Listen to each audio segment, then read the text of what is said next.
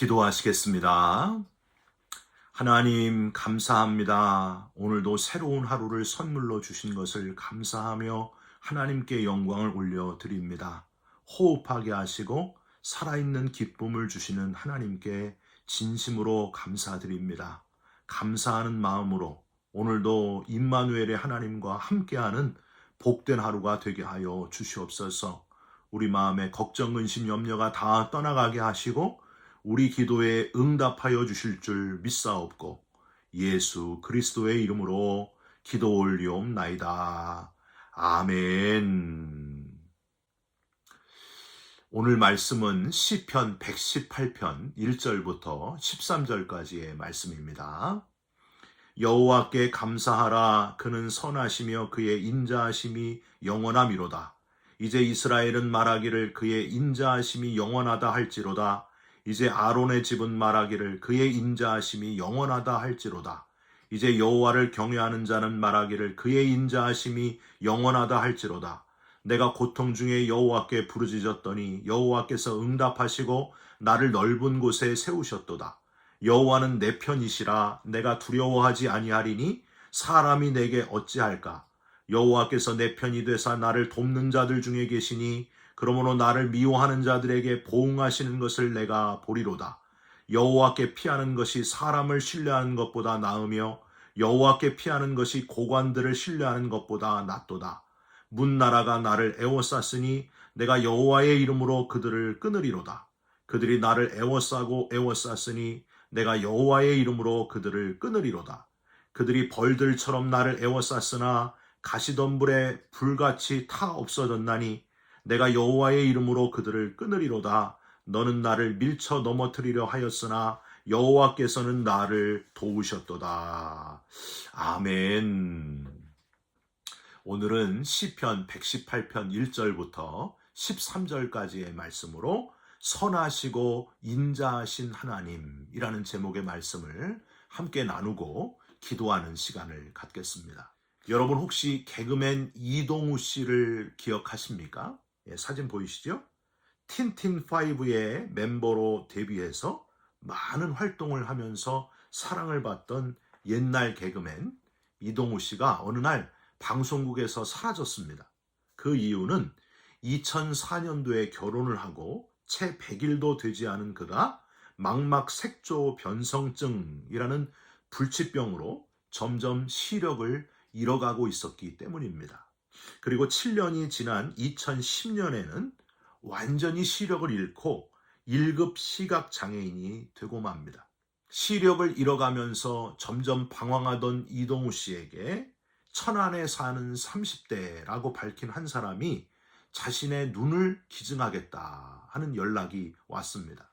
이동우 씨는 기쁜 마음으로 달려갔지만은 그는 눈을 기증받지 못하고 그냥 되돌아왔습니다. 왜 그랬을까요? 그때 왜 눈을 기증받지 않고 그냥 돌아왔느냐 하는 질문을 받은 그가 이렇게 대답을 했습니다. 이미 받은 거나 다름없습니다. 그분은 저에게 세상을 보는 눈을 주셨기 때문입니다. 사연인즉 이렇습니다. 이동우 씨에게 자신의 눈을 기증하겠다는 남자는 다름이 아니라 근육병 환자였습니다. 근육병을 가진 남자는 손가락 하나 마음대로 움직일 수 없었고 휠체어에 의지한 채 하루하루 살아가고 있었습니다. 그 남자에게 성한 것이라고는 오직 하나 눈밖에 없었는데 그걸 주겠다는 것이었습니다. 나는 하나를 잃고 나머지 9을 가지고 있는 사람인데 그분은 오직 하나 남아있는 것마저 주려고 합니다. 어떻게 그걸 달라고 할 수 있겠습니까?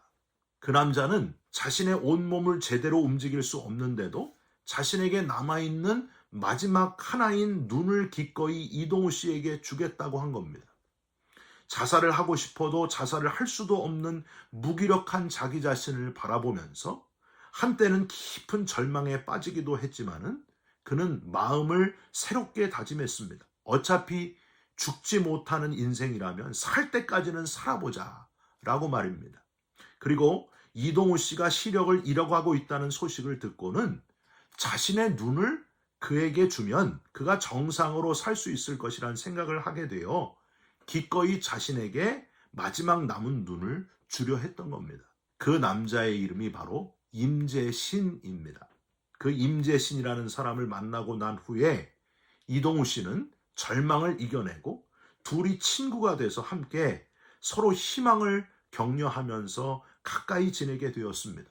그 후에 이동우 씨는 다시금 활동을 시작해서 라디오 프로그램 진행을 맡기도 하고 자신의 딸에게 시각장애를 가진 자신의 움츠러든 모습을 보이고 싶지 않아서 트라이애슬론에 도전하기도 했습니다. 2013년에는 1급 시각장애를 가진 그가 수영 1.5km, 사이클 40km, 마라톤 10km를 뛰어야 하는 철인 3종 경기를 4시간 21분 34초에 완주하기도 했습니다. 참 대단하지 않습니까? 앞을 볼 수 없는 사람 이동우 씨와 몸이 다 불편하고 볼 수만 있는 사람 임재신 씨의 드라마 같은 만남과 우정, 그리고 특별한 여행을 그린 인생 이야기가 시소라는 제목의 다큐멘터리 영화로 만들어졌습니다. 여러분, 아침에 일어났을 때 눈을 뜰 수 있다는 것에 감사한 적이 있으십니까?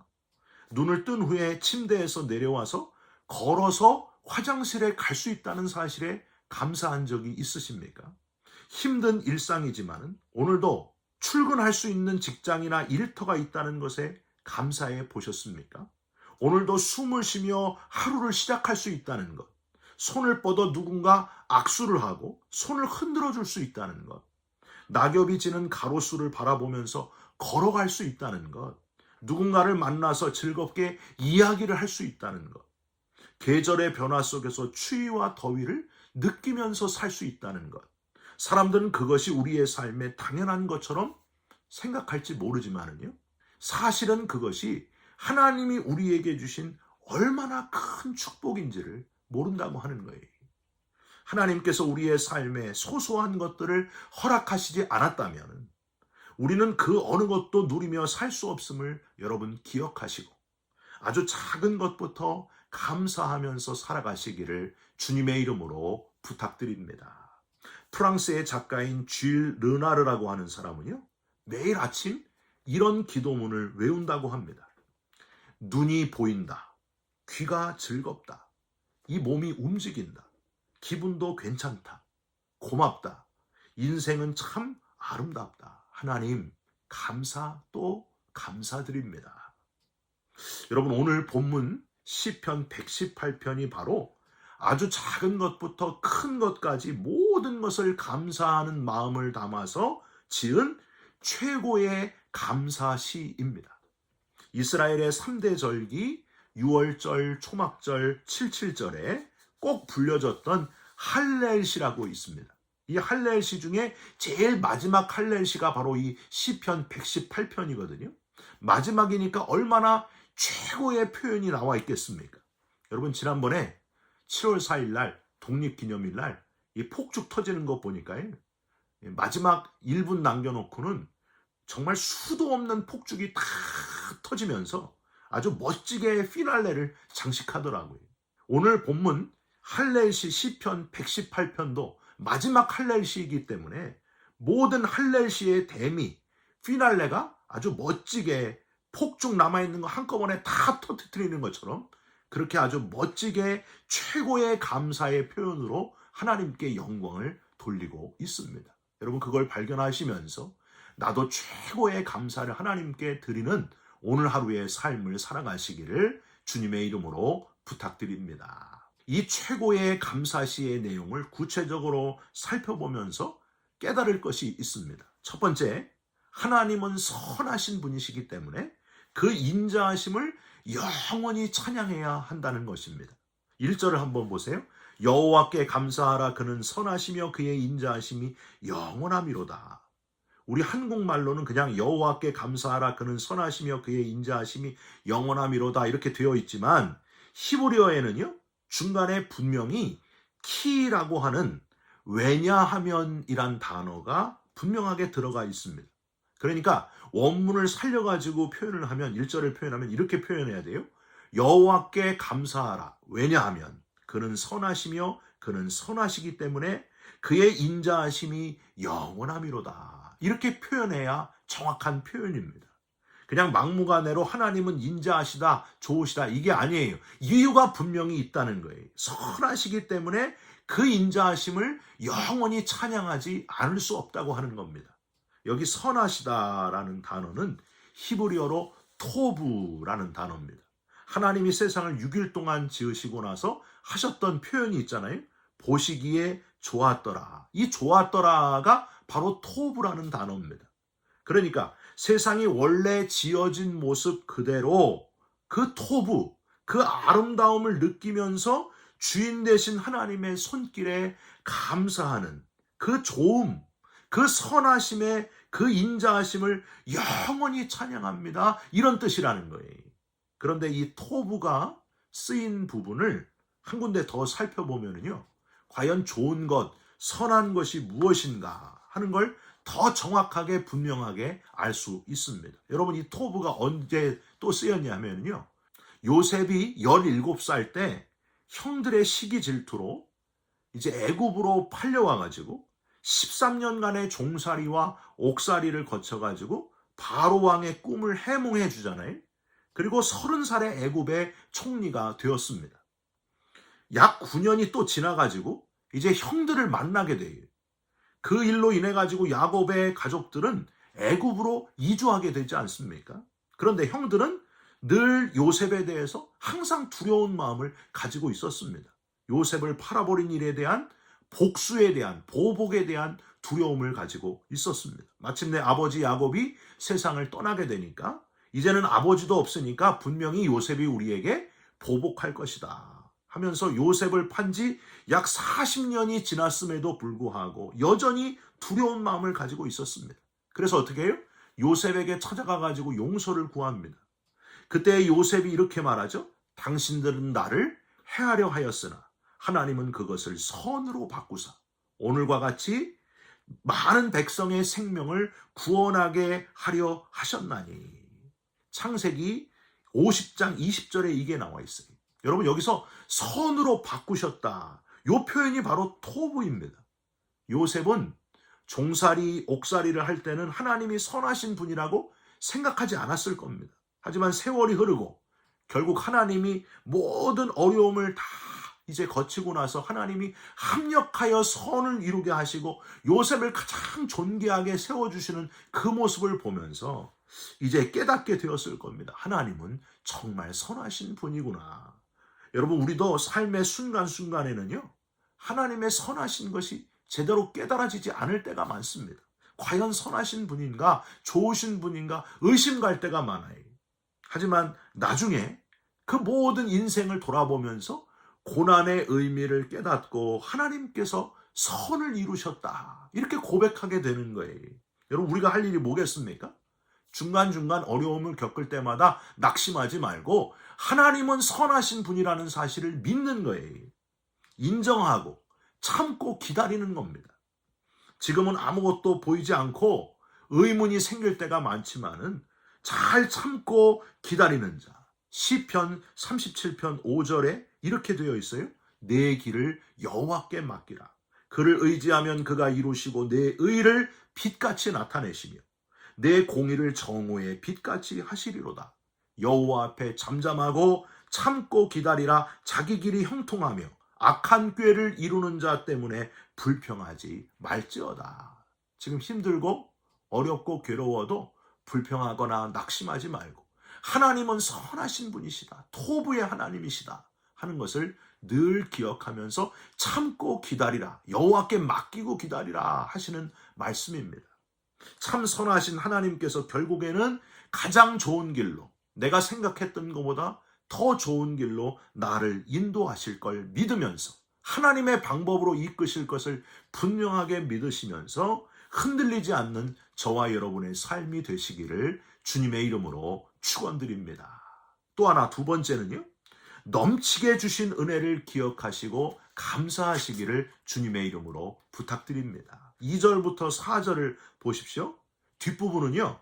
똑같이 그의 인자하심이 영원하다 할지로다. 그의 인자하심이 영원하다 할지로다. 이렇게 되어 있고 앞에 부분만 다르게 표현이 되어 있습니다. 2절 이제 이스라엘은 말하기를 3절 이제 아론의 집은 말하기를 4절 이제 여호와를 경외하는 자는 말하기를 2절에 이스라엘이란 표현은요. 야곱이 야복강 강가에서 하나님의 사자와 씨름을 하면서 허벅지 관절이 어긋날지라도 복을 받기를 원했잖아요. 그때 하나님과 및 사람들과 겨루어 이겼다고 하나님이 붙여주신 이름이 바로 이스라엘입니다. 그리고 이스라엘은 애굽에서 400년 동안 노예 생활을 하고 있을 때에 하나님께서 홍해를 열어주시고 광야를 거쳐서 가나안 땅까지 들어가게 하여 구원을 베푸신 사람들을 뜻하기도 합니다. 여러분, 야곱이 씨름을 잘했을까요? 정말 싸워서 이긴 걸까요? 아니잖아요. 하나님께서 저 주신 씨름이었습니다. 홍해를 열어주시고 광야와 가나안 땅에 이른 백성들, 그럴 만한 이유가 있었기 때문이 아니었습니다. 그러니까 이 모든 것이 전적인 하나님의 은혜 때문이라는 거예요. 여러분, 우리 감리교회에서는 이런 전적인 하나님의 일방적인 은혜를 뭐라고 합니까? 선행적인 은총이라고 합니다. 먼저 베푸신 은혜, 전적인 하나님의 은혜를 입었다는 거예요. 이걸 감사하라는 거예요. 아론의 집이란 표현도요. 대대로 제사장 된 그 아론의 집. 여러분, 아론이 그렇게 제사장 가문이 될 만한 그런 자격이 있었습니까? 없었습니다. 또 다른 전적인 은혜로 제사장이 되었다는 거예요. 오직 하나님의 은혜 때문이었다는 거예요. 4절에 여호와를 경외하는 자라는 표현, 야레라고 발음하는 이 표현은 하나님을 그냥 무서워하는 것이 아니라 존경하고 두려워한다. 그런 뜻이 담겨져 있습니다. 그러니까 존경하게 만드신 전적인 하나님의 은혜, 넘치게 주시는 하나님의 은혜, 이걸 깨닫게 되어서 그의 인자하심이 영원함이로다. 이렇게 표현을 하고 있는 거예요. 여러분, 저와 여러분이 세계에서 가장 좋은 나라, 살기 좋은 나라 어디에? 미국. 천국 다음에 살기 좋은 나라, 이 미국이라고 표현하잖아요. 이렇게 좋은 곳에서 살게 된 것, 하나님께서 넘치게 주신 은혜입니다.